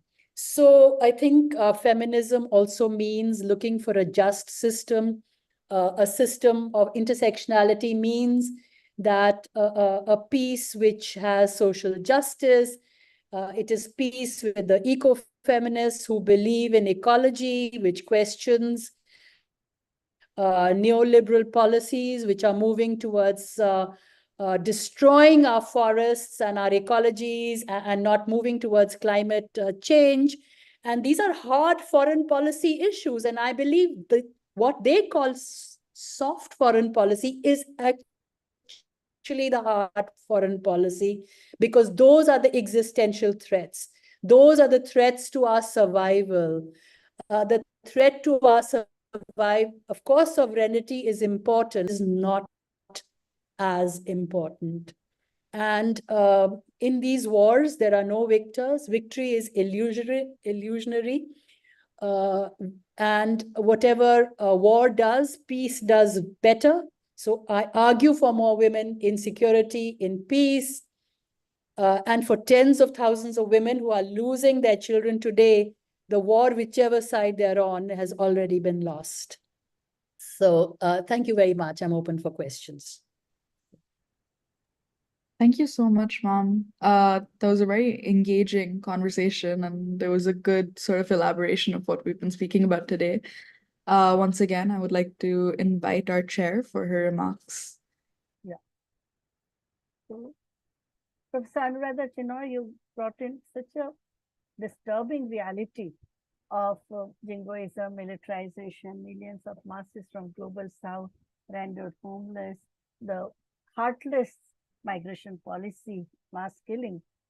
But when it comes to elite feminists, they use the same terminologies as we do. They also talk of intersectionality. But when it comes to praxis, you see they are completely at a different this thing. They are taking all the advantages of white patriarchy. I think that's what our sister from African National Congress was saying. That they talk of feminism and sisterhood is powerful, but they are part of the white patriarchy in the world. Now, in this disturbing and I won't say hopeless, but very bleak situation, what do you see as a ray of hope? Are we in a situation where there is a one step forward, the kind of position which South Africa took by approaching International Criminal Court, but we are also at the same time going 2 steps backward, as Comrade Lenin would say? What is your analysis of the global geopolitics? Look, I think, Professor Patel, you raised a very pertinent issue, because this is the same dichotomy that the human rights movement is facing. Because the West does talk rightly about human rights. We all want human rights and democracy. But when they have Operation Desert Freedom and they want to impose democracy and human rights with bombs and NATO planes into Iraq, and regime change in Syria, or removing who they call is a dictator in Libya, then, the whole argument of human rights gets challenged. But that doesn't mean that human rights is wrong. Just like liberal feminists or the Western feminists today, they talk about sisterhood, but then they would support more bombs for, for nuking the Palestinians on the ground. That doesn't mean feminism is wrong. It's up to us then to question their approach and to say feminism overall and rights of women and equality is right, but we have to implement, but this hypocrisy is also wrong. We don't throw out the theory and the idea like the baby with the bathwater, but we try to hold on and sieve out what is right in human rights, and what is wrong in the way it's being implemented hypocritically, that it must come from the grassroots. And that is what also intersectionality should mean, the link of the elite with the grassroots. The link with that a theory can also come from below. Our appeal, for example, you raised the issue of the cups, that maybe there should be women-led cups, that there should not be, okay, we had 1/3 reservation of women in panchayats, but these informal structures, these should also be penetrated. And let's hear the women, what they have to say about this. So democratize, so we're not going to go against democracy just because some elected Democrat is actually an elected autocrat. But democracy is still valuable. So feminism and human rights are still valuable, even though there are levels of hypocrisy and diversions within them. Yeah, very well said. Yeah. Thank you so much, Mom. The first question I want to raise is there's a couple of questions about how feminist foreign policy can address the challenges faced by women in conflict zones, and a common example being raised is of Kashmir in India. Yeah. Well, look, women in foreign policy means that you have a state's position. So there is just about that much that you can do. You can do a little bit of maneuver, and if you don't, then you're put into what is called, the soft power. Okay, you attend to the migrant women, and you do humanitarian assistance, you do development assistance, and you look at and we need to have, but we fulfilled our quota, and we have 30% in our foreign policy. So maybe our gender gap will now not be 33%, but 64%. So congratulations all. But it's women outside that who do people-to-people conversations if they can. And now, even if states prohibit, you can use what you're using today, this form of communication. Did you ever think earlier that we could be doing a webinar where you might have 20% women from Pakistan and 30% people from India and 10% from other countries of the South all attending, because you have this methodology of communication. So it's a breakthrough and an opportunity to do a kind of a people-to-people foreign policy, to understand, to build relationships, and to challenge mainstream discourses. And that is how the cracks start widening, and you can influence official foreign policy. So there's foreign policy at the state-to-state level, there's multilateralism, there is the academic discussion on it, and there are the people's, like People's SARC, and in some places they are very effective, like the World Social Forums, etc. I know that's not part of state, but they impact policy ultimately, especially in the more democratic, but even in non-democratic systems. These ideas tend to trickle down, and they trickle down faster with our new modes of communication. Even though they may not be dominant, you never know when the crack comes and they become, and you can see that in things like elections, and how what seems like, a very hard system, people can still overthrow it. You can see how, so as far as Kashmir is concerned, similarly, people have worked on it. I think I've seen both sides of the Kashmir border, the Pak occupied Kashmir. I've been there also, and there also people have been they've been wanting to engage and change the system. It's not easy, it takes time, history is hard, but ultimately the oppressed do, if they resist, they do make their point in history, and you can refer to it in so many ways. Okay, thank you so much. Another question being raised is, now that we've reached a point in the discourse of feminism in general and feminist foreign policy where we're questioning where certain ideology comes from, what the implementations are governments being able to change their approaches to feminist foreign policy to be more diverse, to be more inclusive? What is the path ahead in terms of that? Yeah, I think this has been discussed in the course of this panel earlier in terms of the formal structures opening up because of international pressure, because they're signatories to treaties, they're signatories to Security Council resolutions like 1325, 1820, and many others, which say that women must be part of policy making, they must be represented in politics, they must be there in prevention. So and of course, just the formal is not enough. I think, as again, Professor Patel said, because it doesn't always smoothly and very easily go into the informal and into implementation. But nonetheless, even that opens up spaces, I believe. Because when you see, let's say, a woman foreign secretary, like how India's had, or women ambassadors, or women representing India at the UN, then other younger women say, okay, maybe I have a chance.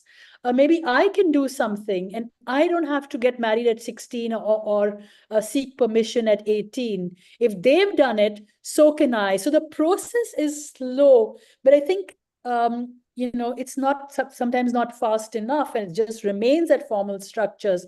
Because you can see that, for example, with what happened with the introduction in 1977 of the Panchayat Act, where women were said now the panchayats will have 30%, 33% representation of women. For a long time, you had men coming and saying that they were panchayat patis. I myself attended seminars, in Constitutional Cup, where the women, they still had their ghungat, and the men spoke, and we said, why are you speaking? Because we are panchayat patis. So, but this has changed now. The women are saying, forget it. We are going to say it ourselves. So it takes time. So the formal, and here again, I always believe the role of civil society and academia, engaged academics, is very important, where you can widen these and relate, join the dots. Because there's so much information also that people are not unable very often to join the dots and say, no, you're also capable of doing this. And I think that is what is important about today's this meeting and this discussion, and I'm really grateful to IMRI and Asia Foundation for having done this, really. Thank you so much, Professor Chenoy. We really appreciate you taking out the time to talk to us, and we hope we continue to talk to you. And thank you for sort of giving us a concluding speech and summing up everything that we've spoken about. And with that, I would like to call on our chair once again for her closing remarks for the day. Thank you, Varushka. We had a very, very interesting discussion, and I think good. Nandita ji is also here. Would you also like to say, or should I make my concluding remarks? I think we had a very enriching conversations, and which created a new lens of looking at feminist foreign policy. And we, mine is on, yeah, fine. So,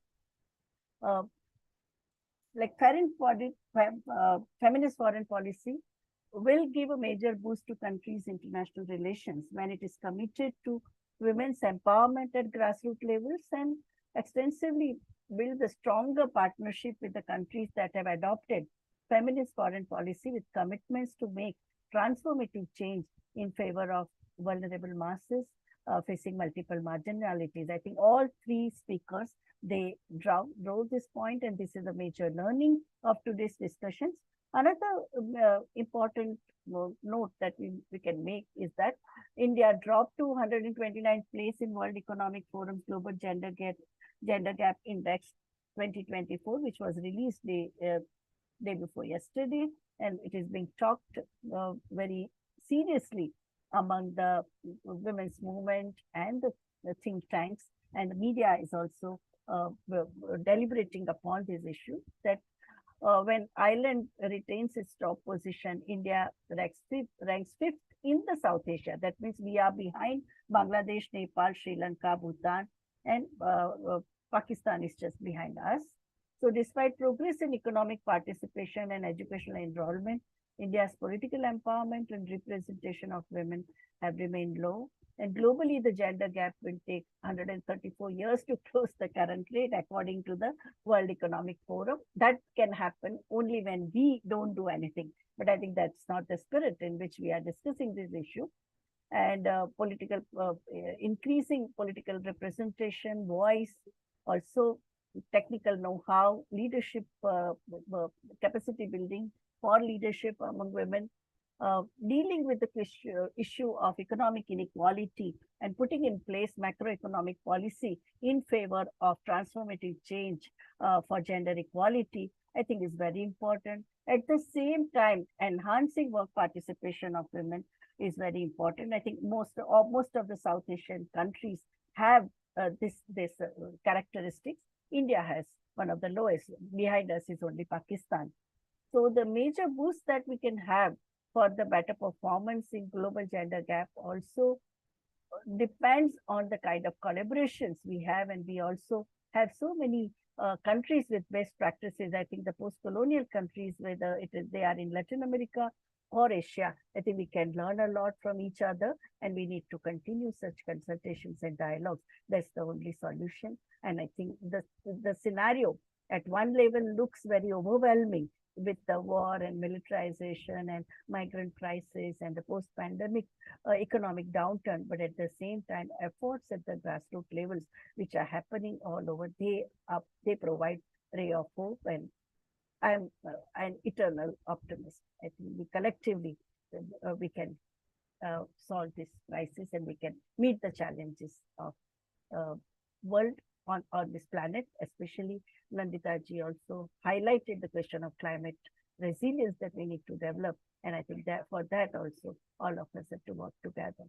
So I think solidarity, transnational solidarity, and action at a grassroots level, these are the two important learnings of today's session. Thank you very much. Thank you, Professor Patel. And with that, we come to the end of day 2 of Feminist Foreign Policy, Past, Present, and Future, a 3-day immersive online certificate training symposium. And I, Varushka Bhushan, researcher at IMPRI, Impact and Policy Research Institute, would like to propose the formal vote of thanks on behalf of IMPRI and the Asia Foundation We are grateful to our experts for the Day 2 session, Ms. Nandita Baruah, Dr. Shweya Singh, and Professor Anuradha Chenoy, for taking out their valuable time and allowing us to learn from this program. We thank our chair for convening on all the sessions, and we thank our participants who have raised pertinent questions and actively participated in today's deliberation.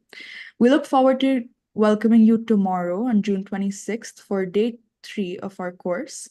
And we are grateful if you're watching us later on YouTube or listening to us on various podcasts or reading our publications. We hope you continue to join in to IMPRI Web Policy Talks and Web Policy Learnings. We wish you a wonderful day. Thank you again for joining us and spending time with us today.